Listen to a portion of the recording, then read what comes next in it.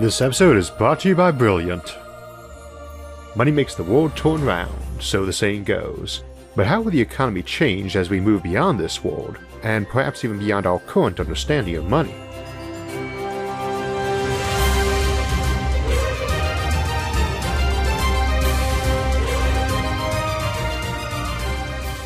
So today we'll be looking at possible economies of the future, from the dystopian to the utopian, from ultra-scarcity to post-scarcity.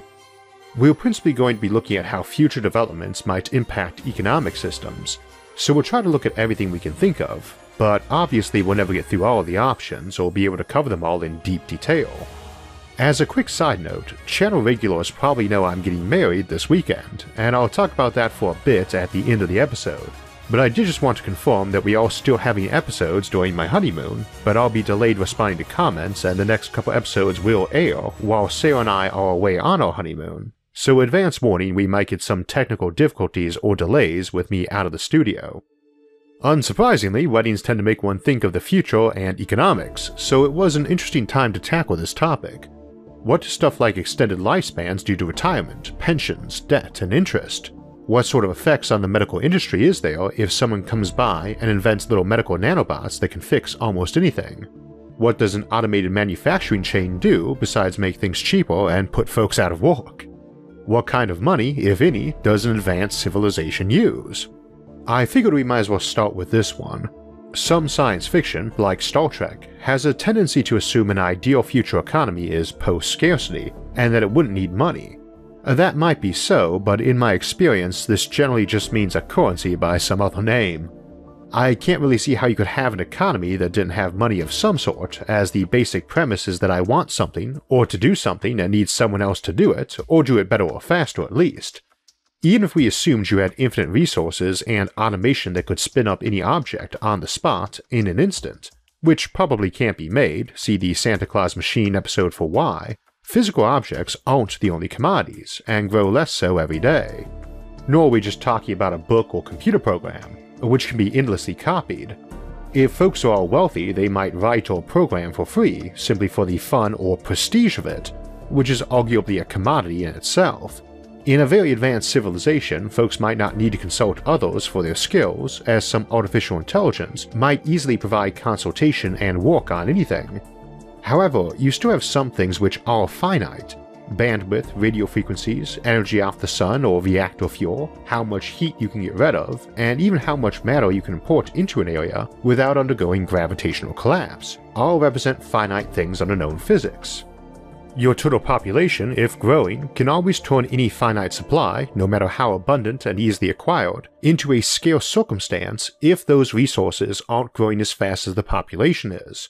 So a post-scarcity civilization can become a scarce one again, even if their tech has improved, simply because they decided they wanted more people.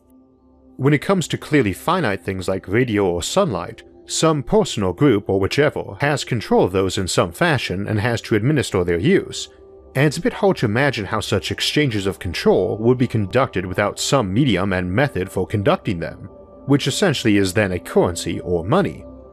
Even if it is something like a set quota per person or trade on perceived use or need, there is an exchange, and those might be influenced by things like the prestige of the person or project involved, in which case you just get prestige as money. Indeed, one might argue that money itself is really just a generic, mobile, and liquid abstraction of things like influence, respect, trust, reputation, and prestige to begin with. In a family or small tribe, you don't usually bother with currency or even a barter system. You need those when your civilization is big enough that not everyone can have great knowledge of each person they're dealing with. With those close to us, friends and family, we do still engage in exchange, but it's rarely as simple as this for that or quid pro quo. In the background of every exchange is that entire history of that relationship, in which exchanges happen constantly, every time you so much as pass the salt at the dinner table, and each exchange impacts all future or ongoing ones in rather non-precise ways. Two interesting notes on that though. First, it is conceivable a society with lots of mental augmentation capability might be able to so increase our capacity for tracking social interactions that our Dunbar's number for humans, the number of people you can have complicated relationships with at once, usually put as about 150 people, might skyrocket to a far higher number. Second, technology often offers surprising changes. For instance, we probably will live in a world, even in our lifetimes, in which pretty much every action you take is recorded, even if just by your own devices, and in which data is heavily analyzed by AI in the background. We've talked before about that making it very easy to help folks keep track of their keys or other possessions prone to getting lost, as well as figuring out all sorts of helpful health or behavioral patterns. But it could go a lot further than that and potentially track and catalog every interaction you had with someone else, and credit you with some sort of social currency. Indeed, that notion of social credit, along with general privacy concerns of constant monitoring and advanced analysis, are rather troubling to contemplate all on their own, as we looked at in our post-scarcity civilizations episode on privacy. For good or ill, we are likely to see at least some places opt to introduce this notion of a social currency in the future, and you can't really isolate commodities from the main market. So if you have a social currency, you'd be able to buy it somehow with regular money, much as many online games have their own in-universe currency and items that folks often trade for real money. Another example might be appearance. Right now, nobody, no matter how egalitarian a society might wish to be with money, will have things like intelligence or appearance be uniform, and these can be advantageous and are at least partially inherited. However, we do need to consider that in the future, the equivalent of cosmetic surgery might be so easy and safe and extensive that you could get yourself basically whatever body type you wanted, even for things like height, gender, race, and so on. Such a civilization could opt to be more egalitarian by requiring everyone look alike, or simply be prone to detaching appearance from their thinking, as folks were prone to always looking like supermodel athletes, and could change their appearance without much more difficulty than we change clothes or hair colors nowadays. Intelligence might be the same. I'm not a fan of the concept of IQ, as I consider it rather oversimplified, nor of treating it like your IQ score was a direct analogy to some computer chip's processing power, but the analogy works for our purpose today. We have a bell curve distribution of intelligence normalized to 100, with outliers quite far from that, and all sorts of subtypes of intelligence like memory or spatial imaging too. However, if you figured out the brain well enough, and genetics or cybernetics well enough, you could potentially just be giving everyone the same processor so that you had a very tight bell curve instead. Everybody about the same intelligence, everybody smarter than Einstein, and yet no Einsteins because everybody is about as smart as everyone else. Knowing people, I'm pretty sure that if everybody was a super genius walking around in the body of a bronze god, you'd still get folks driven to excel or rebel or establish a pecking order, not wanting to be the same as everyone else in everything, even if that same was so impressive they'd have been worshipped as a Superman by prior generations. That implies a need for exchange or system of competition too, thus implying some sort of currency too and an economy, though it doesn't necessarily have to come from a government, or have universal participation in the same system. Though I suppose we might also contemplate a civilization which viewed such urges as mental disorders subject to being fixed by advanced psychology and neurology. We can't ignore that sort of thing in economics either. Most of our vices are relative things, and as extreme cases we tend to view as bad. Greed, for instance, presumably derives from a basic survival instinct run a bit to excess, and a lot of the aspects of consumption that many folks frowned on might be something a society casually and effectively treated in children. Whether or not this is a good thing would obviously depend both on one's personal opinion and the method of treatment. This raises the notion of what we call a post-discontent society, a variation on a post-scarcity civilization, as well as how we define post-scarcity. Here on SFIA, we usually opt to define a post-scarcity civilization as one in which the sorts of basic needs at the bottom of things like Maslow's hierarchy are just so easily obtained by virtually everyone that they don't produce any significant anxiety. For instance, most of us don't worry much where our next breath of air or sip of water will come from, or if we'll have a warm meal and a bed waiting for us tonight, and certainly less than our ancestors did. So we view it as a scarcity of anxiety essentially, rather than a scarcity of raw materials or energy specifically. By default, the higher you go on Maslow's hierarchy of needs, where those needs are satisfied easily, the more post-scarcity you are. As an example, in an ideal post-scarcity civilization, every last need on Maslow's hierarchy is filled, all the way up to stuff like self-actualization and a feeling of achievement. Needless to say, we assume it means access to things to fill those needs is generating the absence of anxiety, as opposed to simply feeding folks drugs or propaganda to suppress their worry over them, and we call that a post-discontent society, one where people simply don't worry about it rather than having no real cause to worry about it. A civilization whose psychologists are so good people don't get needless anxiety over phobias or self-esteem issues would presumably be a good thing, but being able to brainwash folks so they were happy living in a slum and working 16-hour days, 365 days a year, is presumably not. And this would be a post-discontent society rather than a post-scarcity one. This would also be an example of a civilization where most people didn't need money, since you're essentially not letting them have personal goals they wish to achieve that might require something more than what they are allotted. Also, needless to say, such things could come in many shades and degrees, and might be fairly mild dampening of human desires or the flat-out dystopian. See the Post-Scarcity Civilization series for more discussion of this entire topic. But that's what a post-scarcity civilization is, and what we presumably like to be aiming for. What sort of things get us there? What technologies do we need? Well, again, it would come in many levels and varieties, so it's not really a finish line you cross, not necessarily a permanent state, but we should start by acknowledging that we have a lot of folks who are essentially post-scarcity even today, and it's not entirely a new thing.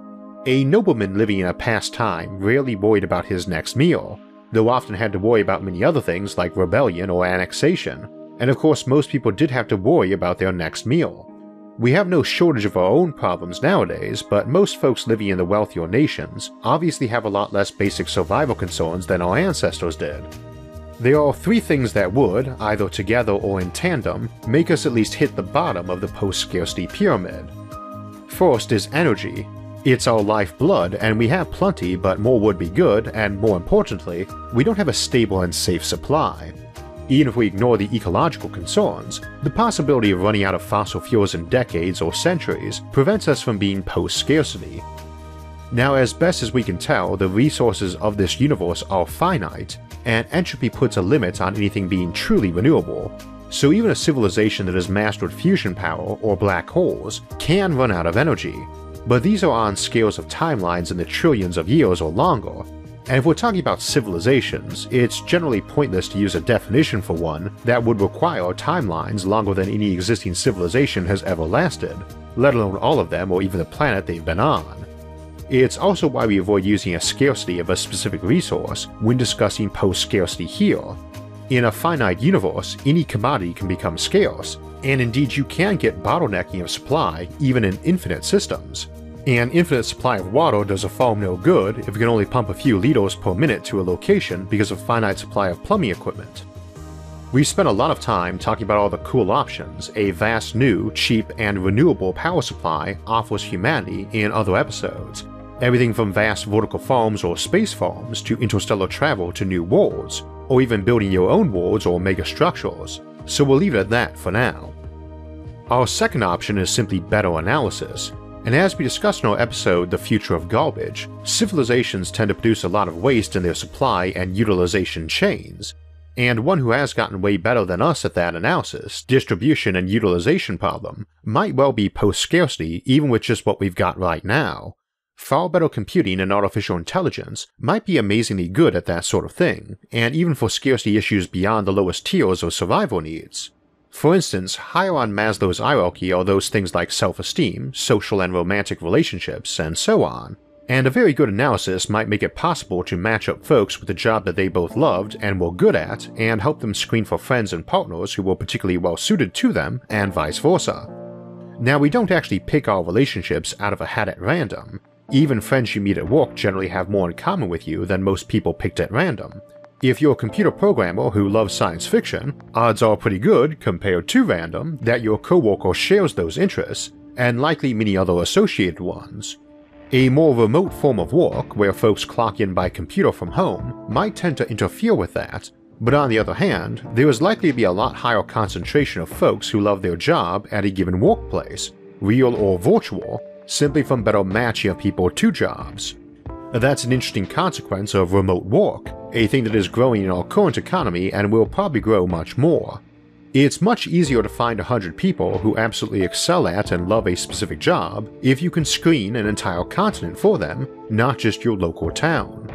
This of course assumes there are any jobs in the future, but even if they aren't, at least as we understand a job nowadays, it will take a while to get from here to there. Our third option for post-scarcity is automation, robots, and so on, and obviously these eliminate a lot of jobs too.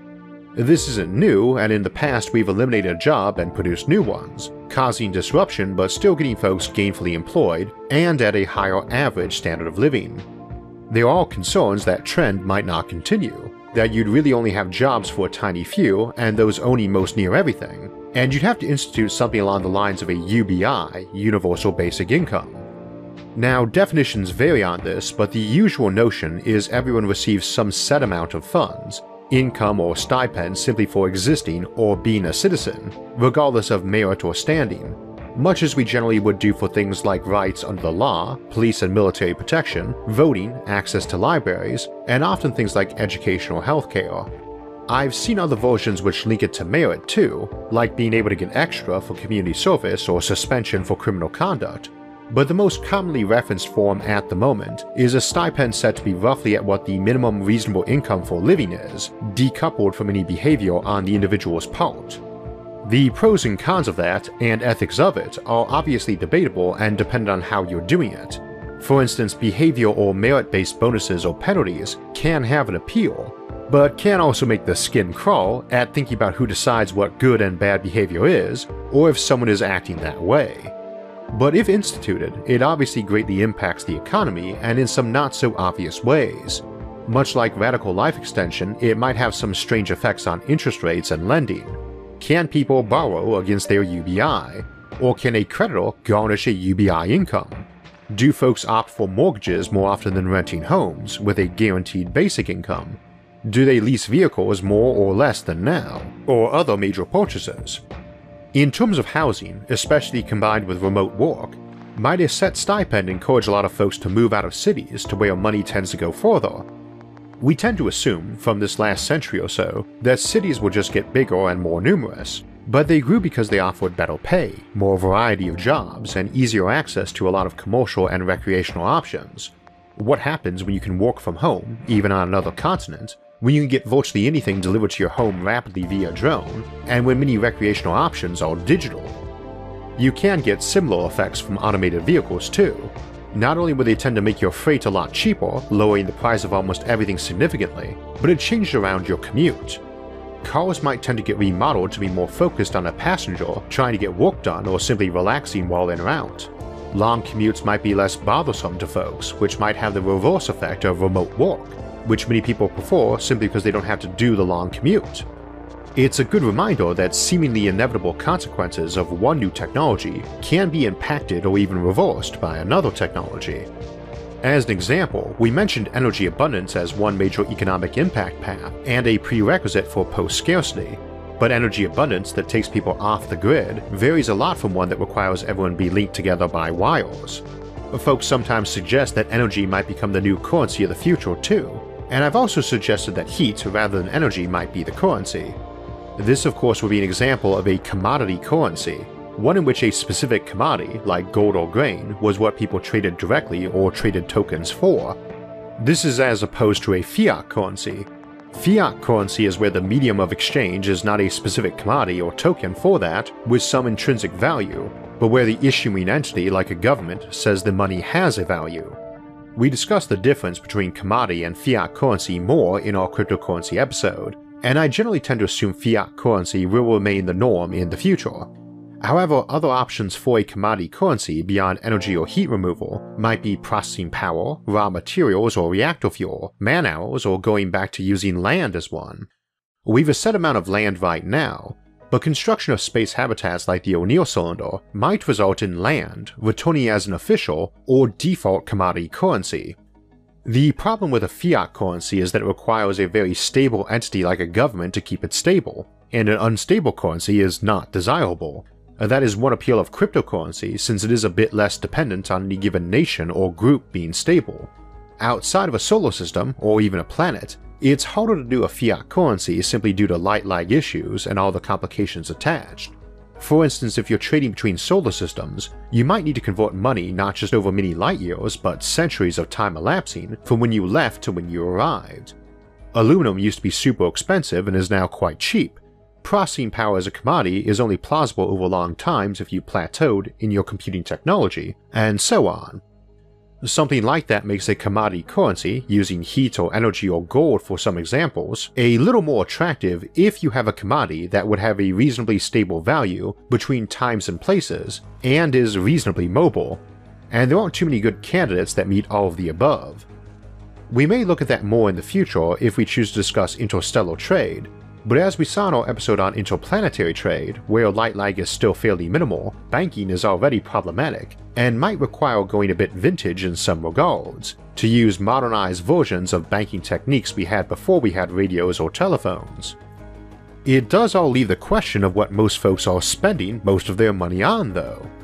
As an example, even though in the past most people grew their own food and bartered for goods, we can still say the supermajority of the economy was food, as food production was the supermajority of jobs and labor, and nowadays that value is about 1.3% in the US of people whose job is farmer or rancher, and even when you count related aspects, the food sector makes up only about 5% of the US GDP, not the well over 50% it has for the vast majority of human history.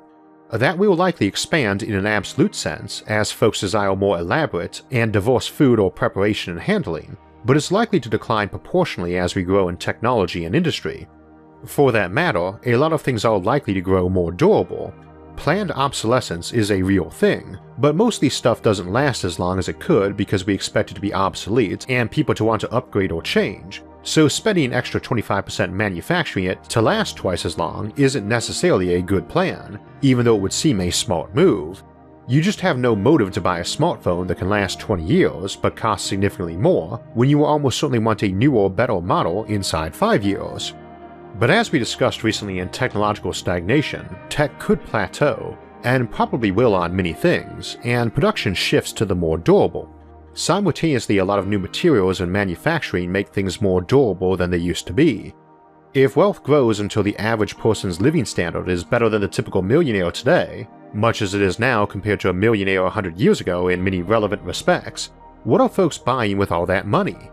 If food and most commercial goods are dirt cheap through automation, if houses are built to last from high-tech materials and maintenance technologies, if people never go to doctors except for weird cases because little nanobots constantly fix every little scrape or bit of DNA damage, what on earth do folks spend their money on?